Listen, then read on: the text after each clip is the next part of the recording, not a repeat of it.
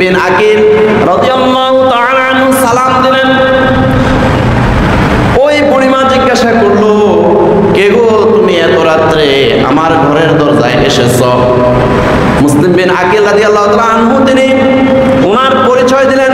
পরিচয় দেওয়ার পরে বুড়িমা বলল, হায় হায় ও মুসলিম বিন আকিল রাদিয়াল্লাহু তাআলা আনহু, তোমার হাতে 40,000 কুফাবাসী বায়াত গ্রহণ করেছে হুসাইন রাদিয়াল্লাহু তাআলা আনহুর পক্ষে, আর আজকে তুমি একা একা কুফার গলিতে গলিতে ঘুরতেছ। বুড়িমা অনেক সাদর করলেন, অনেক যত্ন করলেন, ওনাকে থাকতে দিলেন। ওই যে বলা হয়েছে ভালার ঘরে বুড়া হয়, বুড়ার ঘরে ভালো হয়। এই বুড়িমার একটা কুলাঙ্গার ছেলে ছিল। বুড়িমা অনেক ভালো পরেজগার, কিন্তু এই বুড়িমার ঘরে একটা কুলাঙ্গার ছেলে ছিল। সেও মদ খাইত, সেও জুয়া খেলত, সেও পাপিষ্ঠ ছিল।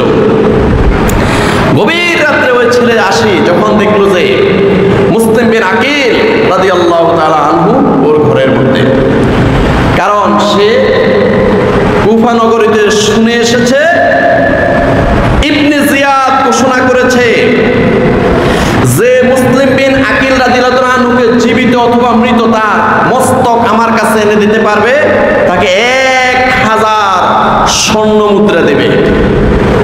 সে টাকার লোভে এই বুড়িমার কুলাঙ্গার ছেলে ফজরের সময় হওয়ার সাথে সাথে চলে গেল ইবনে জিয়াদের কাছে, যাই খবর দিল শিকারী আমার হাতে, শিকারী আমার ঘরে, 1000 স্বর্ণ মুদ্রা দেন। ইবনে জিয়াদ বলল, তোমার 1000 স্বর্ণ মুদ্রা পাইবা, আগে মুসলিম বিন আকিল রাদিয়াল্লাহু তাআলা আনহুকে ধরতে হবে। এই ইবনে জিয়াদ এই জঘন্য পাপিষ্ঠ অপরাধী, এই ইবনে জিয়াদ অনেকগুলো সৈন্য পাঠাইল সেই বুড়িমার ঘরের চতুর্দিকে ঘেরাও দিয়ে মুসলিম বিন আকিল রাদিয়াল্লাহু তাআলা আনহুকে অ্যারেস্ট করল। অবশেষে এখানে দুইটা বর্ণনা আছে। মুসলিম বিন আকিল রাদিয়াল্লাহু তাআলা আনহু এই ইবনে জিয়াদের মেন ফটকে ঢোকার সাথে সাথে দুই পাশ থেকে নাঙ্গা তরবারি দিয়ে ওনাকে আঘাত করে ওনাকে সেখানে শহীদ করে ফেলেছিল। আরেকটা বর্ণনা এসেছে যে মুসলিম বিন আকিল রাদিয়াল্লাহু তাআলা আনহুকে সরাসরি ইবনে জিয়াদের দরবারে নিয়ে গেল। ইবনে জিয়াদ এই মুসলিম বিন আকিল রাদিয়াল্লাহু তাআলা আনহুকে নির্দেশ দিল, হে মুসলিম বিন আকিল রাদিয়াল্লাহু তাআলা আনহু, তুমি যদি বাঁচতে চাও এই কাজগুলো করতে হবে। কি কাজ? তুমি হুসাইন রাদিয়াল্লাহু তাআলা আনহুকে বুঝাইয়া শুনাইয়া তুমি এজিদের আনুগত্য পোষণ করাইতে হবে, এজিদের বায়াত গ্রহণ করাইতে হবে, এবং তুমি নিজেও এজিদের হাতে বায়াত গ্রহণ করতে হবে।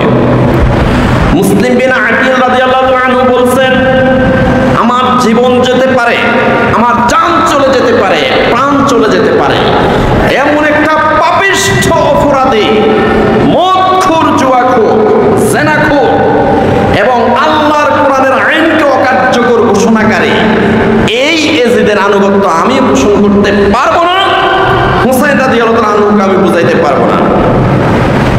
অবশেষে এই ইবনে জিয়াদ মুসলিম বিন আকিল রাদিয়াল্লাহু তাআলা আনহুকে ছাদের উপরে উঠাইয়া ওনার শিরচ্ছেদ করে মাটিতে ফেলে দিল। ইন্না লিল্লাহি ওয়া ইন্না ইলাইহি রাজিউন। কিন্তু সিটি তো চলে গেছে হুসাইন রাদিয়াল্লাহু তাআলা আনহুর নিকটে।